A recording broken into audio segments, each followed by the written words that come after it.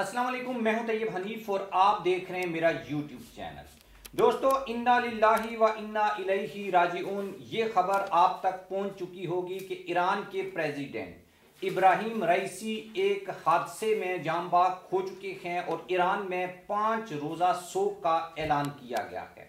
लेकिन जो सबसे इम्पॉर्टेंट चीज़ है वो अभी तक जो कंफर्म नहीं हो सकी, और मैंने भी इसके ऊपर लेट वीडियो इस वजह से बनाई है कि कुछ मालूमात, कुछ इंफॉर्मेशन हमारे पास आ जाएं जिसके बाद मैं वीडियो बनाऊं और उसमें आपको वो इंफॉर्मेशन दूं जो आपको मीडिया नहीं दे रहा।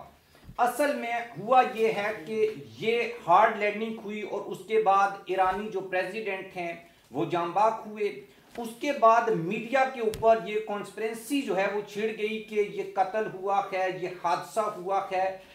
अगर इस चीज़ को इन डेप्थ हम देखें तो बराए रास्त ना सही लेकिन कहीं ना कहीं डायरेक्टली या इनडायरेक्टली इसमें इजराइल और अमेरिका के मुलव्वस होने के कुछ शवाहिद मिले हैं। और उससे भी बड़ा इंपॉर्टेंट सवाल कि मुस्लिम दुनिया के बड़े लीडर्स जिन्होंने वर्ल्ड ऑर्डर को चैलेंज किया, जिन्होंने इजराइल और अमेरिका के खिलाफ खड़े होने का जुर्रत की, उन्हीं को क्यों निशाना बनाया जाता है। चाहे वो फिर पाकिस्तान में इमरान खान हों, फिर पाकिस्तान में माजी के लीडर्स जुल्फिकार अली भुट्टो हों, जनरल ज़ियाउल हक हों, या फिर सऊदी वली अहद या जो बादशाह थे किंग शाह फैसल हों, कदाफी हों। ये जो बड़े बड़े लीडर्स थे, इवन ये कि फ़लस्तीन अथॉरिटी के जो सदर थे यासर अरफात, ये सब लोगों को किस तरीके से एलिमिनेट किया गया, ये मुस्लिम दुनिया की एक बड़ी खास तारीख है। और अब उसमें एक मजीद इजाफा हो चुका है। गुज़श्ता कई सालों से इजरायली मुसाद ईरान में एक्टिव थी। मैं नेक्स्ट किसी वीडियो में मुकम्मल डिटेल के साथ आपको ये बताऊंगा कि किस तरीके से इजरायली नेटवर्क ईरान में काम करता है और कितनी बार, कई बार यहाँ ईरान में उनके जो एजेंट्स थे उनको फांसी की सजाएं सुनाई गई, वो पकड़े गए, उनके पास कौन कौन सी डिवाइसेस मौजूद थीं जो इस हादसे को मजीद जो है वो मशकूक बनाती हैं। इससे पहले कि हम वीडियो की डिटेल में जाएं, आप मेरे चैनल को सब्सक्राइब कर लें और बेल आइकन को प्रेस कर लें।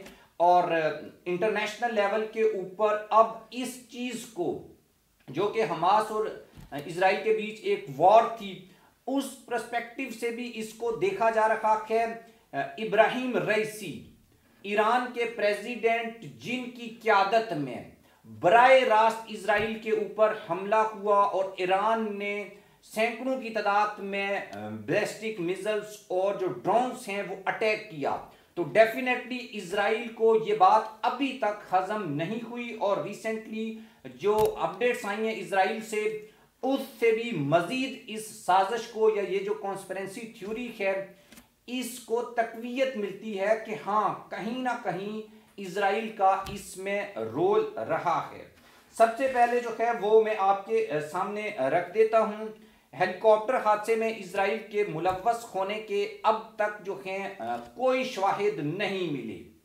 ये खबर जो है इजराइल ने और बीबीसी ने, CNN, ये मगरबी मीडिया ये चला रहा है, जबकि इसके अगेंस्ट जो मिडल ईस्ट के न्यूज़ आउटलेट्स हैं, ईरानी आउटलेट्स हैं और टर्किया के जो न्यूज़ आउटलेट्स हैं, वो इसके बारे में अभी जो हैं वो खामोशी इख्तियार किए हुए हैं। लेकिन कुछ खबरें ऐसी हैं जिससे आपको ये अंदाज़ा हो जाएगा कि इजराइल जो है वो ईरान में होने वाले जो वाक़यात हैं उसमें किस लेवल के ऊपर मुलव्वस होता है। और दूसरा, मैंने वीडियो के स्टार्ट में आपको बताया था कि बराए रास्त ना सही लेकिन इनडायरेक्टली इसमें अमेरिका और इजराइल कैसे मुलव्वस हैं, इसके ऊपर हम बात करते हैं। लेकिन पहले हमें वो पॉइंट ऑफ व्यू आपके सामने रखना चाहिए जो ऑफिशियली आया है। बीबीसी ने भी इसको रिपोर्ट किया है। दुनिया भर के रहनुमाओं की जानब से अब तक ईरानी सदर इब्राहिम रईसी की फ़ज़ाई हादसे में हलाकत पर रद्द अमल का इजहार किया जा चुका है। जो सेंटर पॉइंट था जिसके बारे में दुनिया जानना चाहती है, आप भी जानना चाहते हैं, वो ये था कि इजराइल का रिएक्शन इसके ऊपर क्या आता है। इजराइल जो है अभी तक इस मामले के ऊपर एहतियात से काम ले रखा है। इजराइल ईरान की जानब से किसी भी ऐसे इशारे पर नजर रखे हुए है कि जिसमें इस हादसे में उसके मुलव्वस होने की बात की जाए या उस पर इसका इल्ज़ाम लगाया जाए। यहाँ ये बात बहुत अहम है कि इस वाक़े में इजराइल के मुलव्वस होने का एक मामूली सा इशारा भी मुमकिन तौर पर खित्ते में एक नए क्राइसिस को जन्म दे सकता है।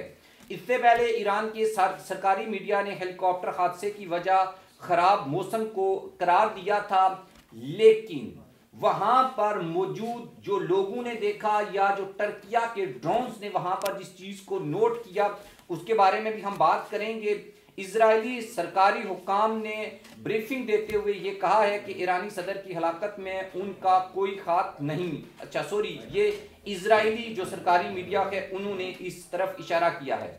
ईरान की जानब से इजराइल में अहम अहदाफ की जानब सैकड़ों ड्रोन्स और मिसाइल दागे गए थे और दोनों ममालिक के दरमियान हालात जो हैं वो कशीदा हुए थे और ये सब कुछ हुए अभी कोई ज़्यादा वक्त नहीं, सिर्फ और सिर्फ अभी 1 माह गुजरा है। इसके बाद एक गैर यकीनी की सूरत हाल पैदा हुई थी, लेकिन इस माजा अराई और गजा और लिबनान में इजराइल और ईरान के अलाकारों के दरमियान जंग ने खित्ते को मजीद जो है वो दबाव में डाल दिया था। अब की जो लेटेस्ट खबर है, खबर ये है कि शाहे ईरान जो इससे पहले मतलब अभी जो थियोक्रेटिक हुकूमत है ईरान में जिसको आयतुल्ला खामनाई जो है वो लीड करते हैं और इसका जो स्ट्रक्चर है ईरानी हुकूमत कैसे वर्क करती है, इस पे कंप्लीट एक वीडियो हम बनाएंगे जिसमें आपको समझाएंगे कि वहाँ की हुकूमत असल में वर्क कैसे करती है। इसमें एक मुकन्ना होती है जिसको प्रेसिडेंट हेड करते हैं और प्रेसिडेंट जो हैं वो खामनाई जो हैं सुप्रीम कमांडर वही इसको लीड करते हैं।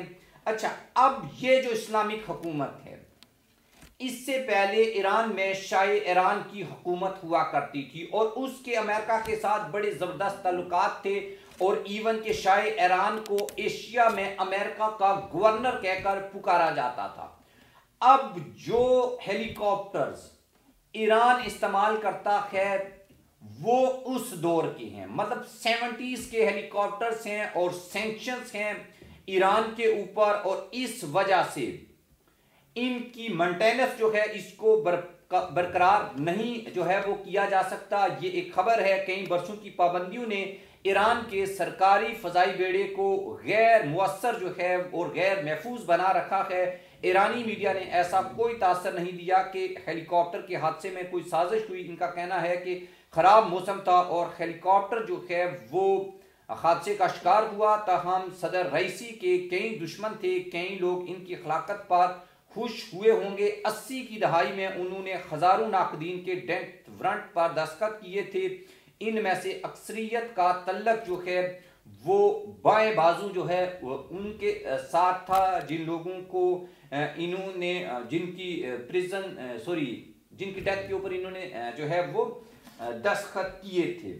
अब मैं कुछ डिटेल्स जो है वो निकाल रहा था कि मुस्लिम दुनिया के बड़े बड़े जो रहनुमा हैं वो भी इसी तरीके से एलिमिनेट किए गए। कोई अदालती कत्ल हुआ किसी का, कोई हेलीकॉप्टर हादसे में मारा गया। लिबनान के प्राइम मिनिस्टर 1987 में मारे गए। ईरान के प्रेसिडेंट का अभी हुआ। ज़ियाउल हक जो है वो पाकिस्तान के डिक्टेटर और प्रेसिडेंट थे। 1988 में उनका जो है वो त्यारा या हेलीकॉप्टर हादसे का शिकार हुआ। ये वो लोग थे जिन्होंने एक टाइम के ऊपर अमेरिका का साथ दिया, लेकिन बाद में जब अमेरिका के खिलाफ इन्होंने बात की तो उसके बाद इनको मतलब कि इनको एलिमिनेट कर दिया गया सिंपल, और कहीं पर हुकूमतें गिरा दी गई जिसे ऑपरेशन रिजीम चेंज जो है वो उस वक्त आपने सुना होगा जब इमरान खान साहब को हटाया गया था पाकिस्तान में। तो इस तरह की जो सिचुएशन है, अभी कुछ बड़ी इंटरेस्टिंग जो हैं वो डेवलपमेंट्स होंगी इस इशू के ऊपर। हेलीकॉप्टर से ब्लैक बॉक्स का मिलना अभी बाकी है। अभी मोसाद जो है वो ईरान में कैसे काम करती है इसके ऊपर भी मजीद जो डिटेल्स हैं वो हमारी टीम कलेक्ट कर रही है और हम नेक्स्ट वीडियो में कंप्लीट डिटेल्स से इस हादसे की एक एक चीज को कवर करेंगे। अभी हमारा मकसद सिर्फ वही बातें आपके सामने रखना था जो सरकारी मीडिया जो है वो एक्सप्लेन कर रहा है या बता रहा है, क्योंकि अगर ये कहा जाता है कि इसमें हादसा नहीं था तो इसके ये भी इनडायरेक्ट मीनिंग हो सकते हैं कि शायद ईरान अपने प्रेसिडेंट की हिफाजत भी नहीं कर सकता।